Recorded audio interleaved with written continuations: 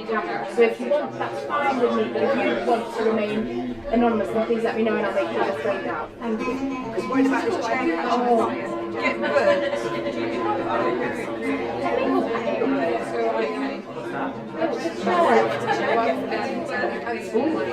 What if I put this over the back of it? I'll get burnt. To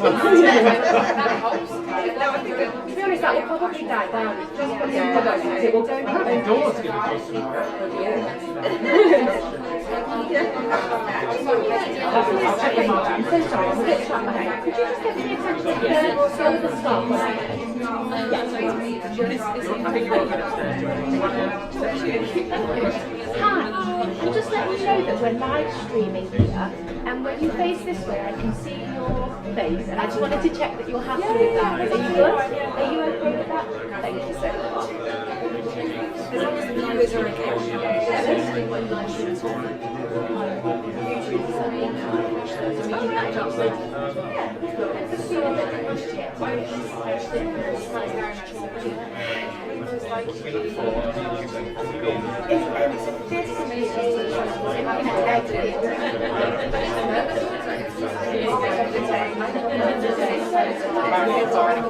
Okay.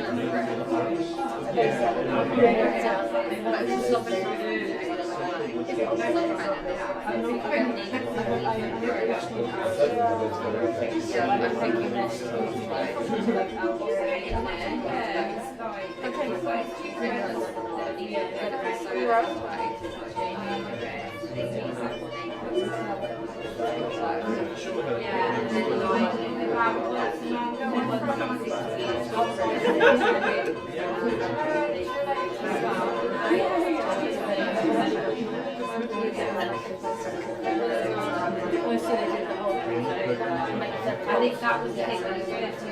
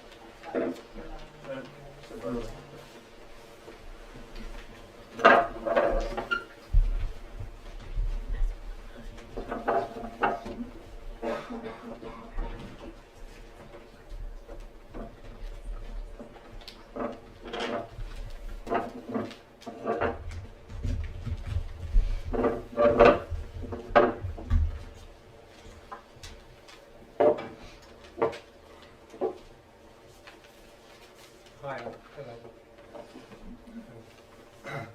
Thanks all for coming. So we've got some monologues here that were written by Palestinian youth in 2010 in collaboration with Ashtar Theatre. And they put a call out 2 weeks ago asking for a global reading of the Gaza Monologues, and we decided we would like to read some of them. So the monologues that we have here are all those by teenagers, written in 2010. I want to just play a message to you beforehand. This is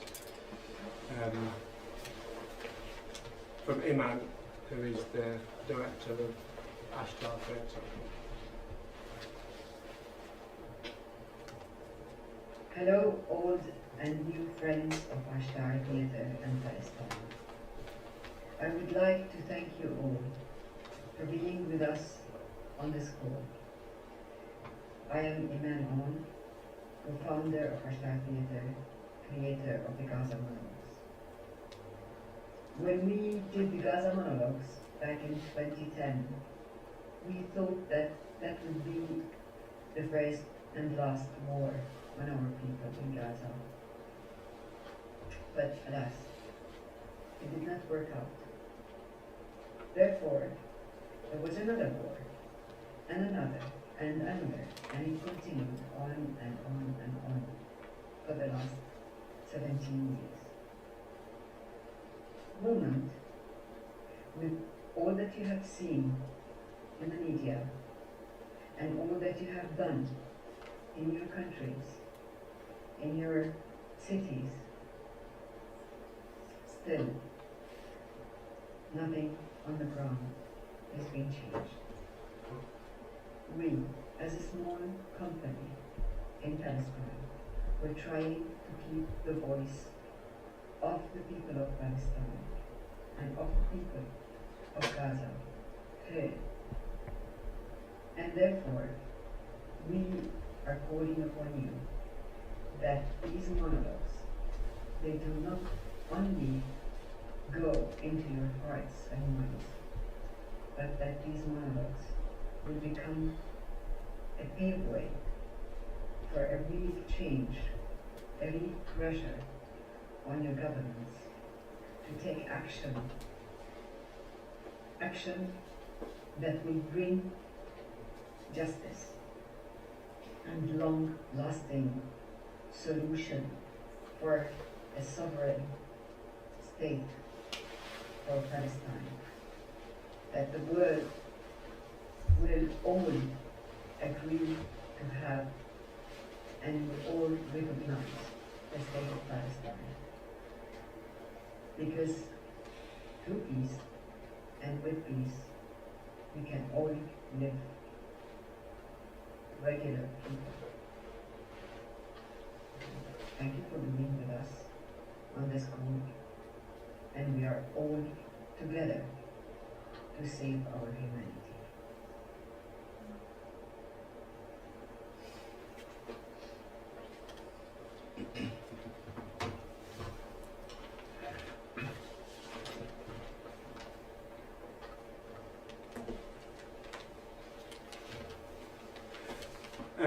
So the first one that I would like to read, this is been made available to us just in the last few days from Ashtar Theatre, and it's a monologue that's written by Ali Abu Yassin, and he wrote this. He's a director at Ashtar Theatre. And he wrote this on the 5th of November this year, 2023.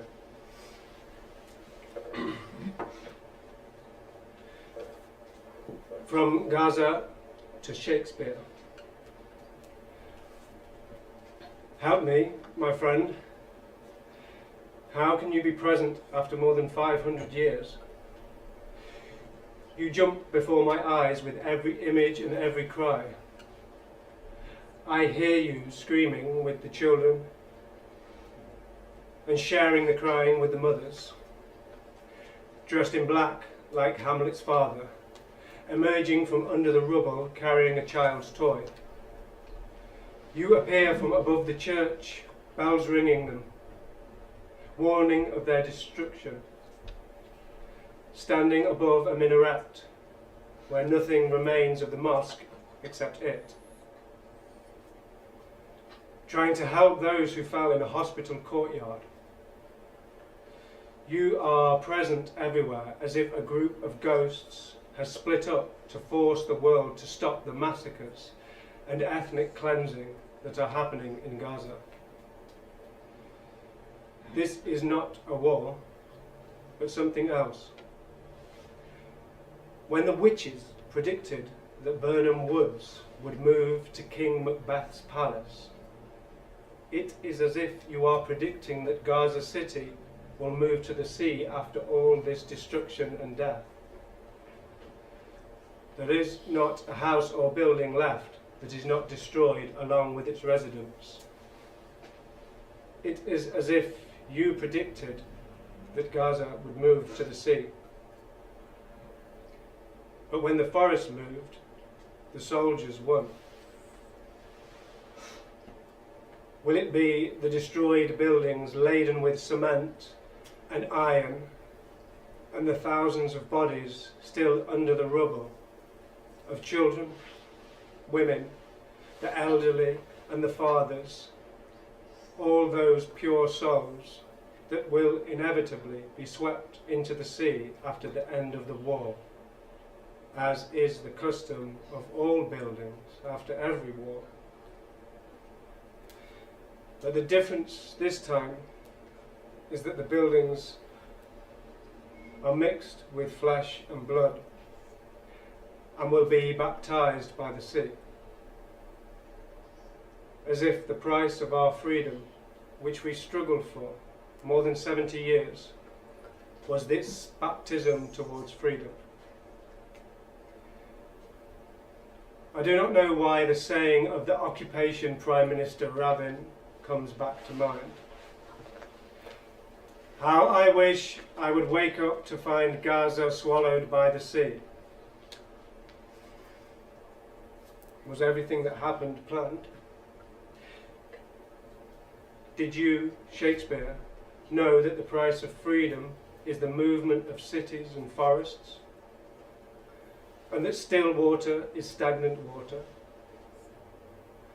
Yes, if this is the price of our freedom and dignity, we will pay it with appreciation, respect, and a desire to go towards the sun.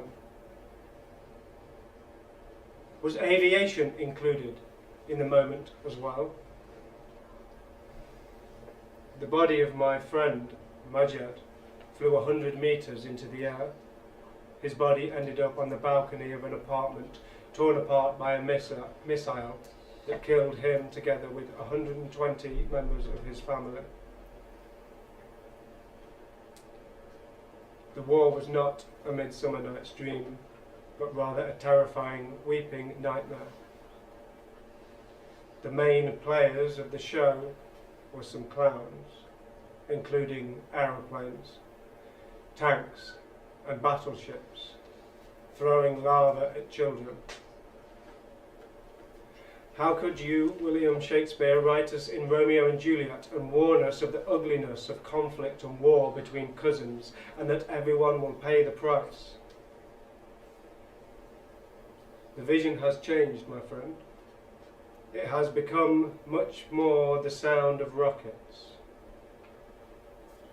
The sound of rockets that makes the heart jump in fear. The smell of gunpowder and carcinogenic smoke forcibly penetrates the lungs. Phosphorus bombs, which are banned internationally, burn the green and dry land. Seeing your loved ones in pieces, your heart that is torn 1,000 times every day as if it were a piece of rubber. Get up, Shakespeare. Help me, my friend. I'm really tired. Resist with your wise pen, full of love, joy, revolution, humanity, hope, and freedom openly. Maybe we will all become brothers under that blue sky.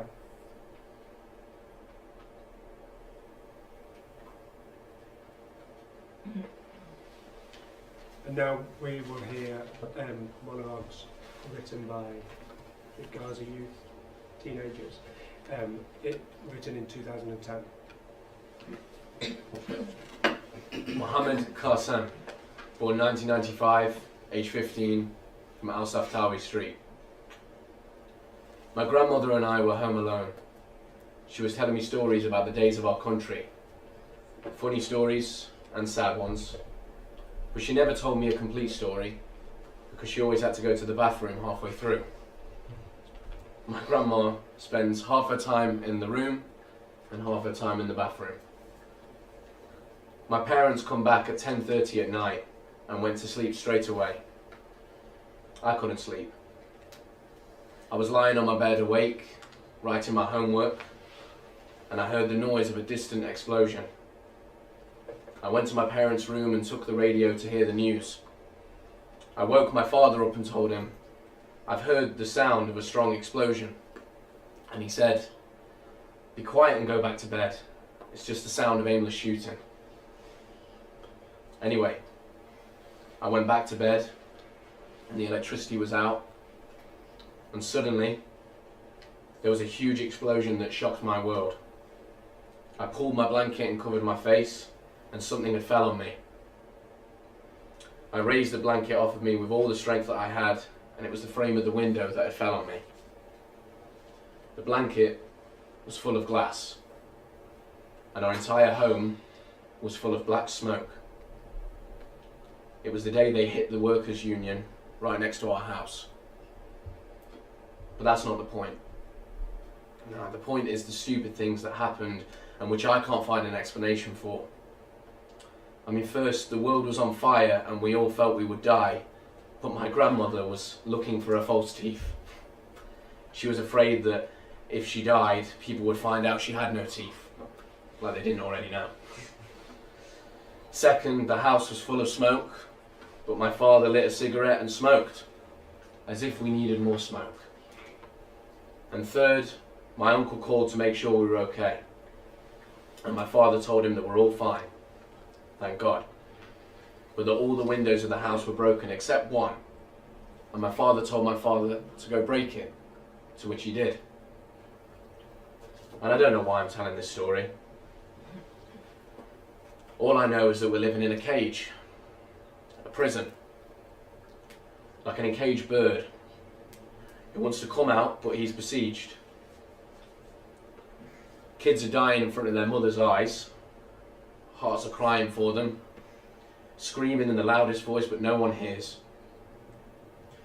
No one's heart softens, and no one seems to care.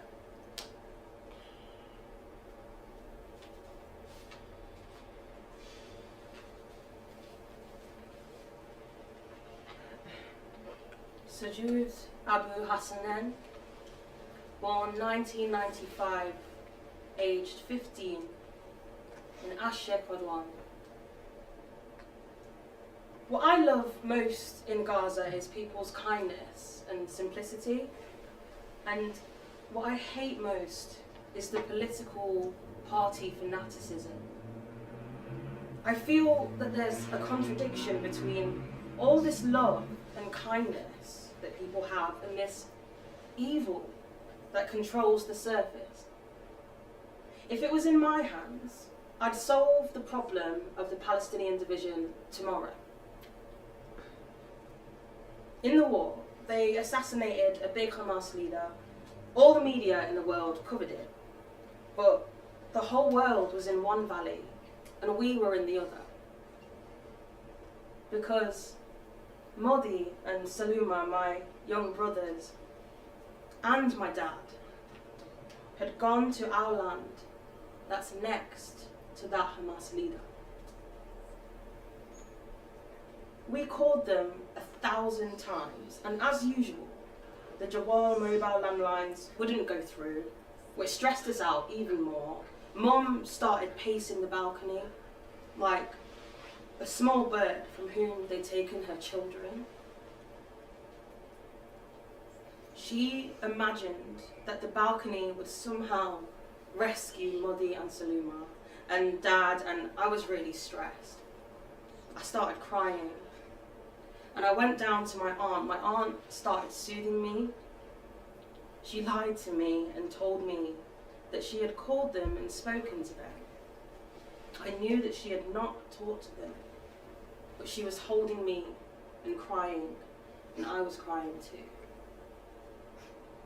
When I went up to our house, I saw that Mum was still pacing the balcony.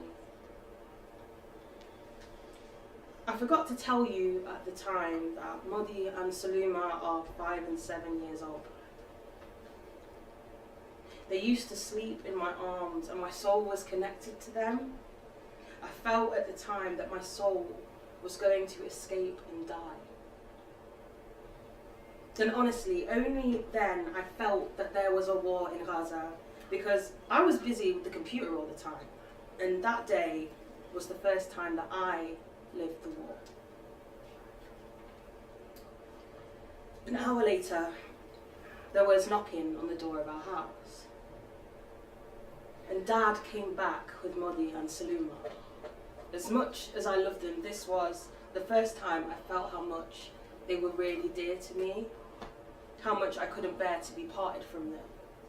I put them on my lap and kissed them like it was the first time I'd held them, and Mum stopped pacing the balcony, and it was the first time I felt that she'd loved Dad like that. After the war, I started thinking, why are we like that? Out of the whole world, they took our land and threw us out of our homes. And because we're defending ourselves, all this happens to us. There's no water, no electricity, no phones, no petrol. What are we to the world? Aren't we human?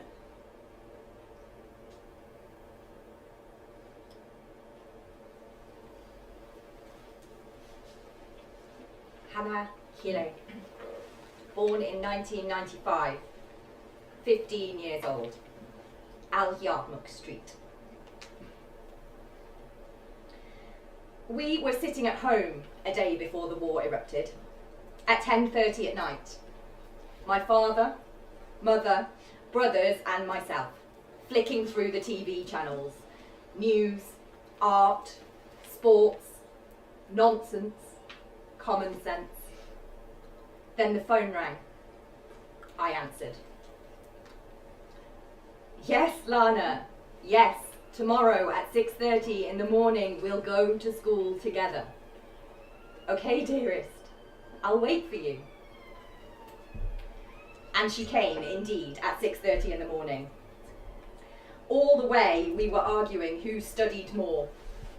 Anyway, we got to school and went into the exam, then went home. When Lana laughed, the whole world laughed with her. I felt she was the person who loved me the most in the whole world. Once I forgot to do my maths homework, she took my exercise book and I took hers, and she was punished instead of me. While going home from school, we heard the sound of planes, followed by an explosion. I was very scared. Lana came close to me, held my hand, looked at me and told me, smiling, "Don't be scared. Death can't part us." When she was talking to me, suddenly the street was filled with smoke and with sounds of rockets and explosions, one after the other. She held me tight. A moment later, she fell from my hands and the smoke faded. I looked at my shirt and it was full of blood. I thought I was injured. I started screaming. I looked at the ground and saw Lana down on it, looking at me, laughing and crying at the same time. I held her hand and she told me, "Don't be scared. Death can't part us." And her hand slipped from mine. People gathered around us and suddenly the ambulance came wanting to take her from my arms. I fell on her and held her, and the paramedic said, "That's it. Leave her. God have mercy on her soul." I started screaming and fainted. I woke up in hospital without Lana, and this was the first time she wasn't with me. Many times in the night, when I'm sitting, I wish the phone would ring, and I'd hear Lana's voice again telling me, "We'll meet at 6:30.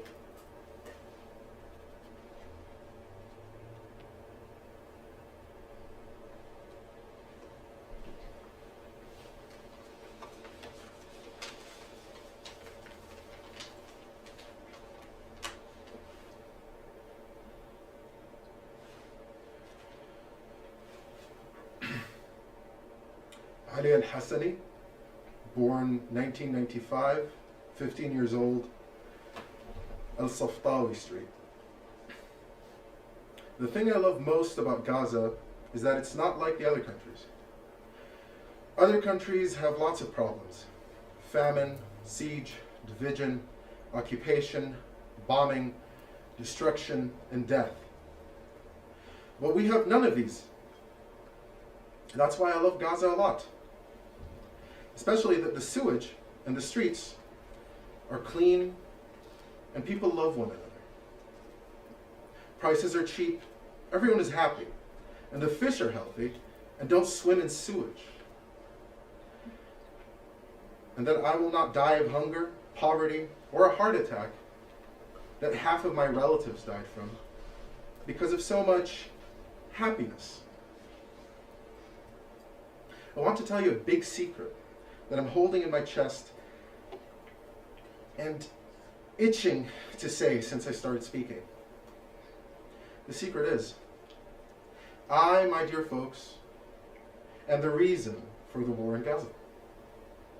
You might be surprised as to why, because I never had a dream that didn't come true. One night before the war, I dreamed that the war started and our house was bombed and everyone in it died except for me. The next day at 11:25 in the morning, the airstrikes began in Gaza. The first shock that I had in the war was when the strongest teacher in the school, the math teacher, hid under his desk in fear from the very first second. I thought, if the strongest teacher is hiding under his desk, then what about the rest of us? A lot of kids peed themselves. I started screaming. Everyone started screaming. I was screaming for my house that I was sure was destroyed, and my family, who I was sure were martyred. I went out running in the street, wanting to rush home to my family. And I waited for 2 hours for a car to come take me, but in the end I went walking. All the way I was imagining our house destroyed and my family dead. I got home and found nothing was wrong.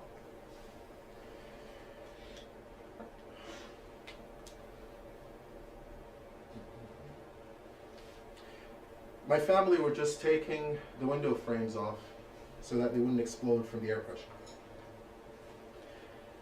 But till today I'm scared that they will bomb our house. That's why, and you can ask my mother, I sleep with 3 mattresses underneath me so that when the bombing happens, they can absorb the shock and nothing will happen to me. I hate dreaming, but dreams are not something that we can control. I think that Ali, myself, before the war, is different from Ali after the war, who is a new person that I'm trying to discover.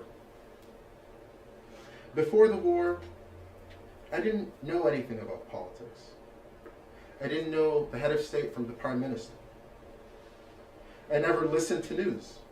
But today, I am a political analyst. Al Jazeera this morning, midday, this evening, the harvest of the day, harvest of the week. I started following all of these programs and discussing them. I started feeling that politics and news are very important because they are what kills us and they are what gives us life. And also because I want to be the first to know if there's going to be another war.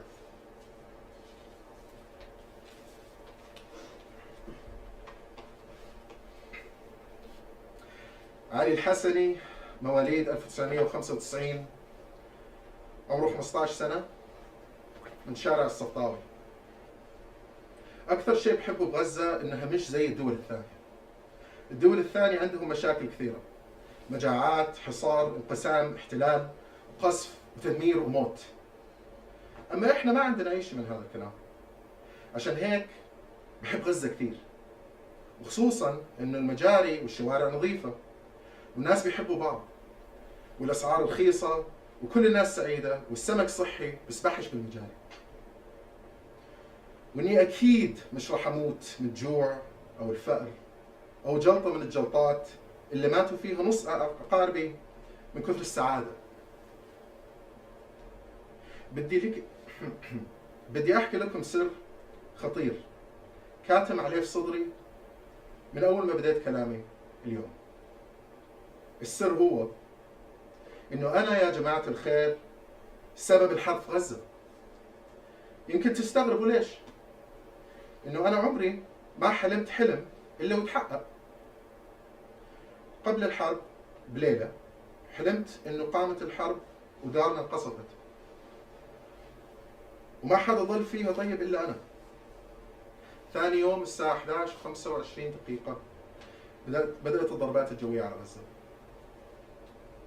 أول صدمة صابتني في الحرب إنه أجمد أستاذ في المدرسة، أستاذ الرياضيات، من أول ثانية نزل تحت الطاولة من الخوف. أنا فكرت إذا أجمد أستاذ تخبى تحت الطاولة إحنا إيش نسوي؟ كثير أولاد شخوا على حالهم. أنا بديت أصيح، الأولاد كلهم يصيحوا معي. أنا كنت أصيح على بيتنا اللي متأكد إنه تدمر، وعلى أهلي اللي متأكد إنه مستشهد. طلعت أجري في الشارع بدي ألحق أهلي، بس ضليت ساعتين استنى سيارة تاخذني وبالآخر رحت مشي. طول الطريق وأنا متخيل بيتنا متدمر وأهلي ميتين. وصلت البيت لقيت فيش فيك إشي، وأهلي قاعدين بيفكوا الشبابيك عشان ما تتكسر من ضغط الهواء. بس اليوم أنا خايف يقصفوا بيتنا، عشان هيك تقدروا تسألوا أمي أنا بنام تحتي 3 فرشات، عشان لما يصير القصف الفرشات تتلقى الضربات وما يصير فيها إشي. وصرت أكره أحلم، بس الحلم مش بإيدنا. أظن إنه علي قبل الحرب اللي هو أنا غير علي بعد الحرب. إنسان جديد بحاول أتعرف عليه. قبل الحرب ما كنت أفهم في السياسة أبدا، ولا كنت أعرف رئيس دولة من رئيس الوزراء. عمري ما سمعت أخبار، بس اليوم صرت محلل سياسي. الجزيرة هذا الصباح، منتصف النهار هذا المساء، حصاد اليوم، حصاد الأسبوع، كل هذه البرامج صرت أتابعها وناقش فيها. صرت أحس إنه السياسة والأخبار مهمة كثير بحياتنا، لأنها هي اللي بتموتنا وهي اللي بتحيينا. لأنه كمان بدي أكون أول واحد بيعرف إذا راح تصير كمان حرب ولا لا.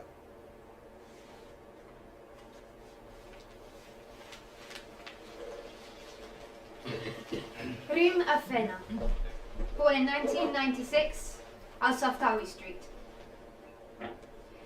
When I was young, I used to feel that I was the happiest child in the world. But the more I grow and the more my mind grows, the more my worry grows, because I start to understand things that I did not. I started to understand the meaning of a deprived child. The thing that upsets me and makes me cry the most are children's tears. All children in the world, regardless of their nationality, religion, or colour. When I grow up, I want to be a paediatrician. And that's the hope that gives me the big push in life. Even though I'm fed up, bored, and sad, because Gaza doesn't have life anymore. Yesterday, I was sitting in school, and I heard the sound of planes. I got really scared. I wanted to run away from school. I felt I was going to die because I remembered the war. The scenes of war won't leave my mind. On the 3rd day of the war, my family was sitting together, talking about what was happening in the war. And my grandmother was reassuring us so we wouldn't be scared. We were actually calmed. Even though the sounds of rockets didn't stop, but my grandmother's voice was calming us. The phone rang. The lines never caught in the war, so when we heard the sound of the phone, we were happy. Hello? Yes? This is the Israeli Defense Army. You have 5 minutes to clear the house. It's for your own benefit. You have been warned. And I couldn't stand on my legs anymore. And everyone started yelling, and my grandmother was the first one to run away. I had never seen her move so fast in my life. My dad held me and my sisters and told us not to be scared. He was pulling me to leave, but I was going to die if I didn't take my teddy bear with me. I would feel I betrayed it if I left it under the bombing. I escaped from my dad's hands and ran to my bear, took him in my arms, and left. We all got away from the house and sat down and waited for 5 minutes. And that was the longest 5 minutes in history. They became 10. We felt like they were years that passed. I was in a whirlwind. Thoughts and dreams were shattering around in my head, and the world was spinning, and I felt like the dream of being a doctor was very, very far away. I held the bear and remembered myself when I was small, and how I always laughed. I wanted to go back to being small and stay small. I don't want to grow up. But the only thing that comforted me was the love of the people who didn't leave my side for one moment. Gaza is full of love.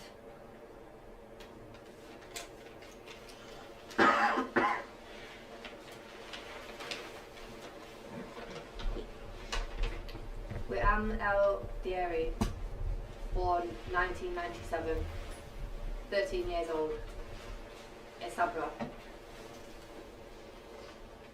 What I love most in Gaza is Barcelona Park. I used to go there 3 times a week. I would spend the whole day on the swings, laughing and playing with my friends. But during the war, the occupation bulldozed it and destroyed it. I went to visit the place and started crying. I remembered where I used to play and where the swings were and my laughter with my friends. I want to be a lawyer so I can defend the people that have been victimised. And you won't find more of them than in the empire of Gaza, because I feel that Gaza is 100 countries and 1.5 million presidents. The tanks got to our house at 5 in the morning. Mum started gathering things from the house and everything turned upside down in a few seconds. Everyone started yelling and carrying what they could, and we went out running in the streets, not knowing where to go. My grandmother said, "You can only go to the schools." And old schools. Our school is more beautiful than all schools. 100 of us used to sleep in one class. From the first night, I got into a fight with another girl about 1/4 metre and who was going to sleep in it. And I don't know how we slept on top of each other, like a mountain of old, discarded, forgotten clothes. 3 days later, we went back to the house and the neighbourhood. But a lot of things had changed. The neighbourhood wasn't the same, and the people weren't the same either. The biggest change in me is that I became a gossip. Honestly, I can't hold my tongue. Our theatre trainer told me that this is normal in Gaza. All Gaza gossips about each other. But the difference between me and the people in Gaza is that they don't admit that they are gossiping. Well, I admit in my full mental capacities that I am a gossip. Sometimes I find no one to gossip about, so I gossip about myself.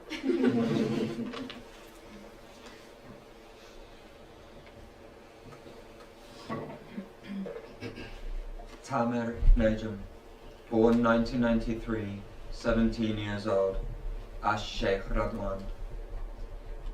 Gaza is a matchbox, and we're the matches inside it. When the war started on Gaza, all the media was focused on us. Al Jazeera, Al Arabiya, and all the satellite channels were focused on Gaza, and the occupation wouldn't leave us alone. The whole world became busy with Gaza and what's happening inside it. Suddenly, Al Jazeera wrote, "Breaking news, death of Muhammad al-Hindi." And it wasn't normal, because that Muhammad, he's my uncle, my mother's brother. It was the first time I see the screaming move from live broadcast on TV to the house. Screaming and yelling and tears, all of it mixed up together, and it moved from our house to the street, and my mum fainted. A while later the phone rang. It was my second uncle calling to tell us that Muhammad was martyred. He didn't know that the whole world knew the news. This television is awful. Before a person is shot, as the bullet is on its way to his chest, the television has already broadcast the news. But these days, all the channels are sitting idle, praying to God to send another war on Gaza so they have work. Anyway, We all started crying bitterly for my uncle and remembering him and talking about him. We kept talking about him for a long time. Then it started getting less because death became normal in Gaza. After the war, I stopped caring whether I live or die. After what we saw in the war, I don't care about anything. Because I think each day I live is the biggest bonus. And all the life I live after the war is extra because I could have died at any moment. You know, I'm sick of the city, even though I love it. And I'm sick of the people too. Sometimes I feel that I know the 1.5 million who are in Gaza. There's nothing new. The same day is repeated every day. I feel like traveling, like changing scene and faces. As soon as I wake up every morning, I see the electricity pole in my face. I wish I'd wake up one day and not find it there. Each day, Abu Ibrahim stands at the door of the supermarket, and Abed, the bean seller, is selling his beans, and Abu el-Abed is sitting at the door of his house, afraid that his house would run away. Ibrahim is standing with Hassan. I know the taxi drivers one by one. I know who takes you to the city and who goes to the beach. It's soul draining. The only hour that's different in my life is the one when I come to theatre practice. It became my work and mission. I wait for it impatiently. Without the theatre, I would have gone crazy. When I grow up, I want to be a big actor.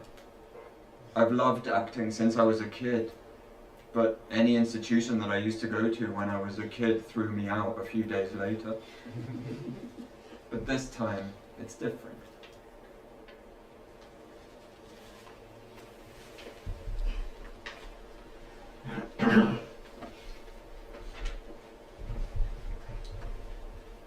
Ahmad Taha, born 1996, 14 years old, Al-Duraj. All my life I thought Gaza was the biggest and most beautiful city in the world.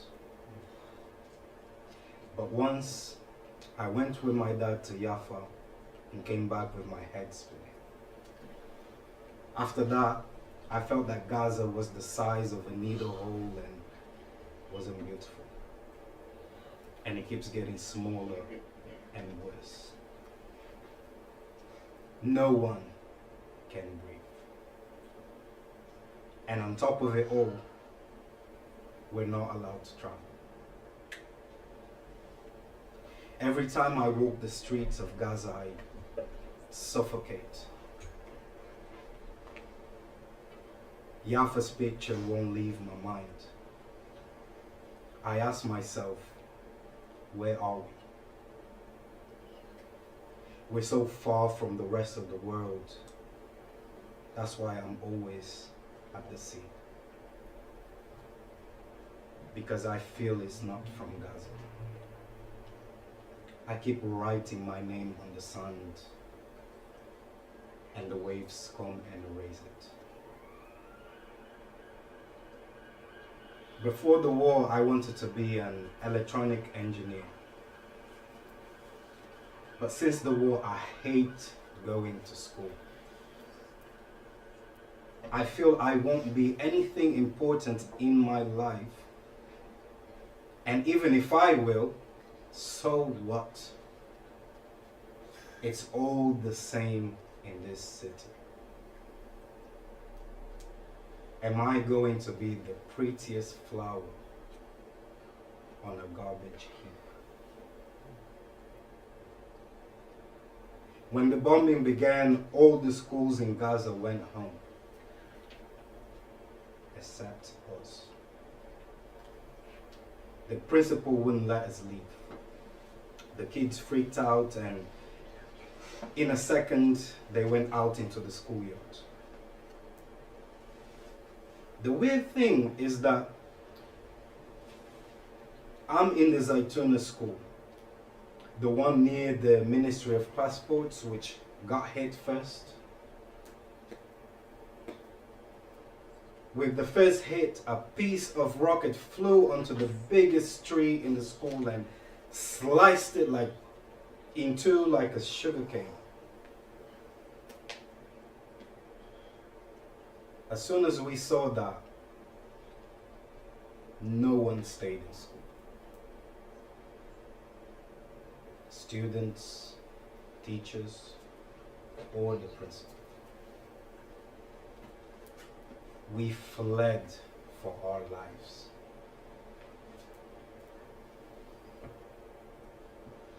I thought the only martyr that I would see in the war is the tree. But as soon as I got home, there were 4 martyrs in our street, as though waiting for me to say goodbye to them. When I'm done with that, 3 more martyrs from the same family in our street arrived. As soon as we buried them and returned, our neighbor's house, 2 houses down the street, was bombed by the army. And the house was wiped off the ground. Everyone died. I felt most sad for the little girls. I felt the war was targeting me alone, out of all the people in Gaza. All day I'd be seeing martyrs. In the Shifa hospital, I saw a sight that I will never forget. Hundreds of corpses, one on top of the other. Their flesh, their blood, and their bones all melting on each other. You wouldn't know the woman from the man, or even the child. Piles of flesh on the bed, and lots of people screaming and crying, not knowing where their kids are, their men, or their women.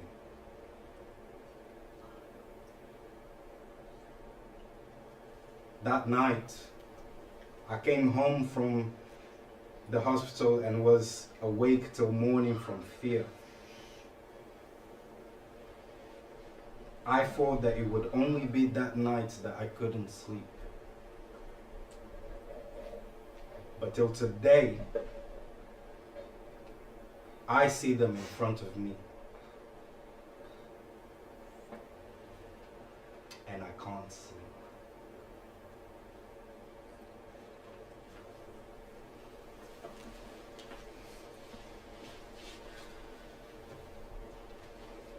Fatima Abu Hashem, born 1996, age 14, Al Jalat Street.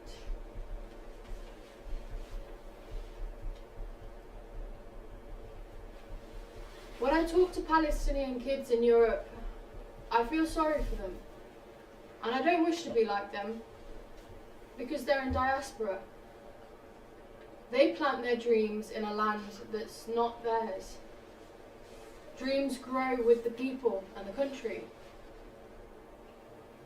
I love life, love to play and love people. I wish I could be the president of Palestine for one day so I can enrich love and peace between people, end the hatred and spite in their hearts, and end the internal division. This would be my first presidential decision, but unfortunately, I'm not the president, and that's why there was a war.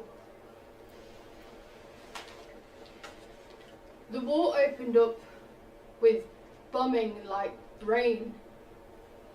We came running out of school in fear and found the whole world running in the streets. People were looking for their sons and sisters and mothers. Everyone was running with their heads raised to the sky. Honestly, they looked strange. I saw one of them from a distance wearing pyjamas, barefoot and running. And when I first saw her, I didn't recognise her. But when I got close to her, well, that's my uncle's wife. The chic one who doesn't leave the house without looking top notch. That's when I was sure the war had started. It's been more than a year since we've been talking about the war. We lived it and continue to live it each day in detail. Because the TV, the phone, the doorbell are all things that remind me of the war, and I don't like them. You know, I even threw away my mobile. And I'm most scared of being alone. I think, what would I do if a war starts and I'm alone? Who will protect me?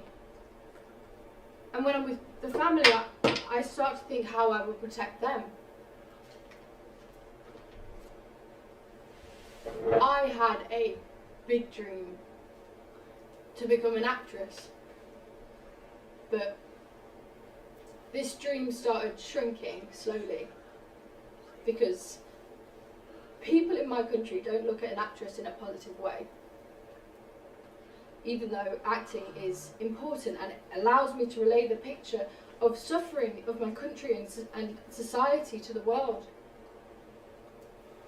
I have a second dream, if the first doesn't work out, to be a journalist. And the third dream is to make a family that I love and who love me.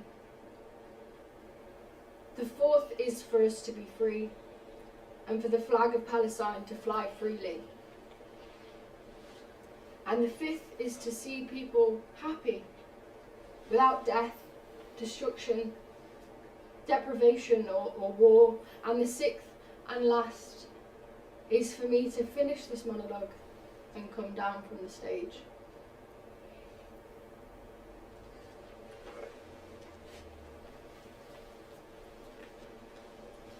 Mahmoud Abu Shaban, born 1996 in Al Ramal, age 14. You're going to call me crazy, nuts, cuckoo, go ahead, I don't care, doesn't matter to me anymore. In truth, what's happening with me is not normal. I mean, losing trust in my friends is normal. Lots of people have lost trust in others. But what's driving me crazy is that I've lost my trust in shop windows and in cars and in police spaces and suspicious areas. In my personal philosophy, all of Gaza is a suspicious area. To make a long story short, everything that was hit in the war, I'm scared of going near today. I don't know how to walk down the street. I'll be walking down the right hand side and get scared, and then I'll move on to the left hand side and I'll be scared there too. So I'll go back to the right and I'll stay in that whirlwind. Where am I supposed to walk? In the middle of the street? See, on the first day of the war, I was in my brother's shop that sells computers and mobile phone accessories. A medal fell on the floor and my brother told me to hang it up. Suddenly, while hanging it up, I heard the sound of rockets and the glass fell on me and it injured me. I was scared. I wasn't scared for myself, but for my brother. He was injured too. He was worried about our family. He told me, go up to the house and make sure they're okay. I went up the stairs. I wasn't scared. I made sure that they were all right, and they were fine, thank God. I walked up the street to find out where the explosion had happened. We'd had a lot of explosions. Gaza became like a black night because of all the smoke. But still, I wasn't scared. I forgot to tell you that my brother had a cup of tea in the first explosion, which fell from his hand and broke. Do you think that was because of fear?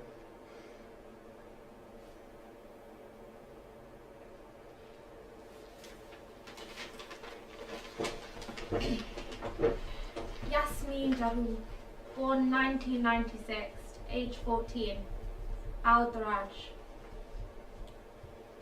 Our future in Gaza is obscure and unknown, like a calm volcano that can erupt at any second, as if we're on a boat without a captain, in the midst of a raging sea.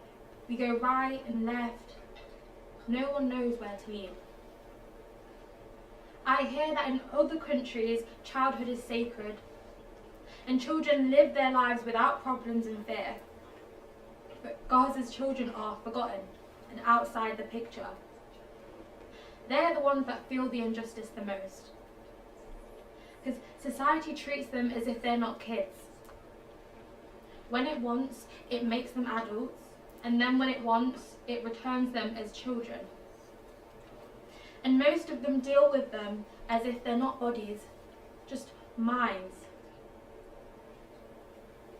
When I see a child peddling in the street or working in a shop, I imagine how the children of the world are playing, resting, and feeling safe. Honestly, my heart breaks for them, and sometimes I cry. Gaza has no tenderness, no childhood. A boy is born a man here, and a girl is born a bride. Dad before the war was a lot more tender with me. I wish he would take me in his arms like before. But God help him, because he's probably worried too. Because in the war, we lost 5 dominions of land in a second. The field that is 60 years old was hit by a rocket from the Israeli army, which burned all the oranges in it. My father, my brother, and myself could have also died by that rocket because we were close to the window. If my dad hadn't thrown me on the ground, all the shrapnel would have hit me. After the war, I visit the Rafah crossing and I saw the flags of Palestine and Egypt next to each other, yet separated by a wire. I felt the difference between the two flags, and that wire is a border of this big prison that we live in. I felt how stupid and unjust the world, and I felt like breaking all borders and ending the differences between races, religions, so that everyone in this world would be brothers. My dream became to live in a safe country, even in a small village, in a distant island at the end of the world.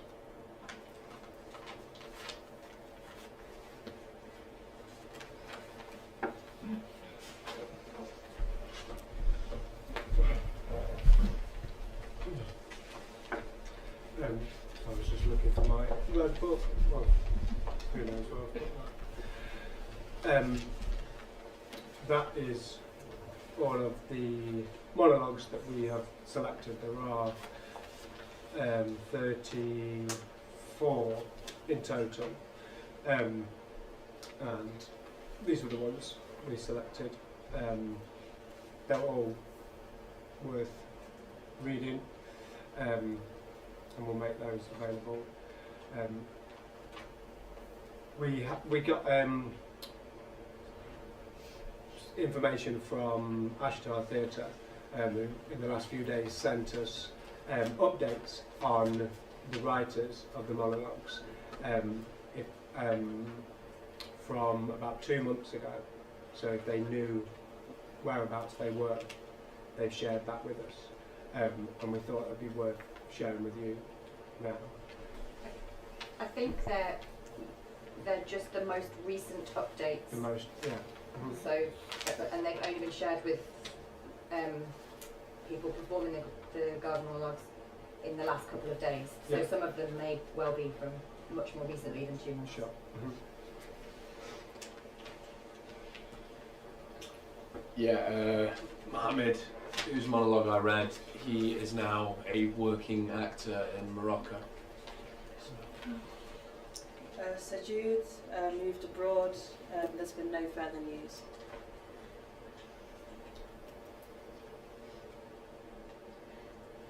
Hannah Hile is in Gaza. She's a dentist, and she was just married 2 months before the war broke out.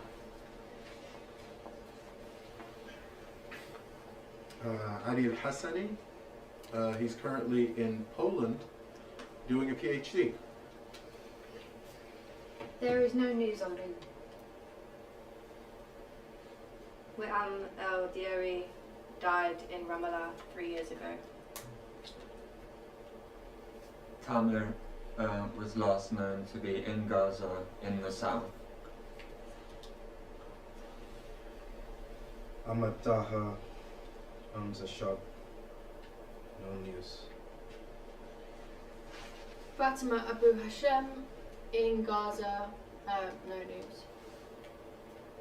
Mahmoud lost all of his friends and family. Yasin, who I read, it lives in Belgium now.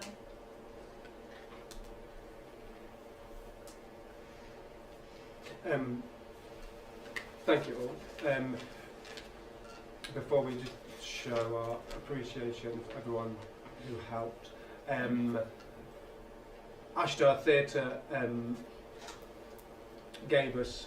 they waived the rights for the writing of this, and asked that rather than paying for the rights, that we ask audience to donate.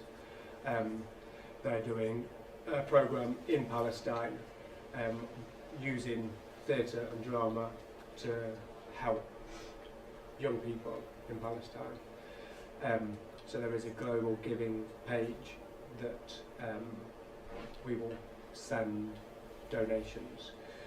So Martin has got a card reader, so we can take donations for that. We'll also,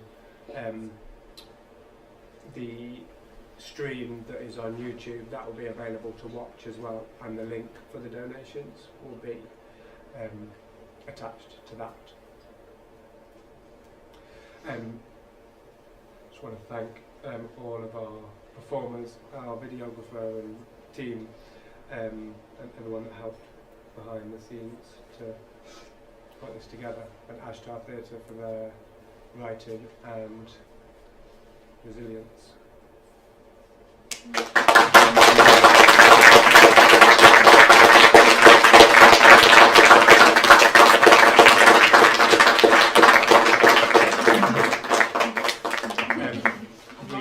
We will be sitting and drinking tea. Be lovely if anyone wants to stay with us and drink some tea and talk.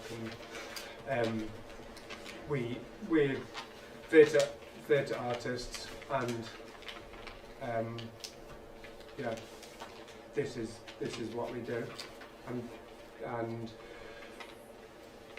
the like hopelessness it feels sometimes, and wanted to do something, and this is the thing that we do, and as small as it is, whatever it is that you do, and I know that some of you do the thing you do.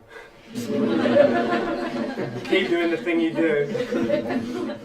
And if you haven't yet found it, keep looking for the thing that you can do. Because it's in our thousands, in our millions. Palestinians. Thank you.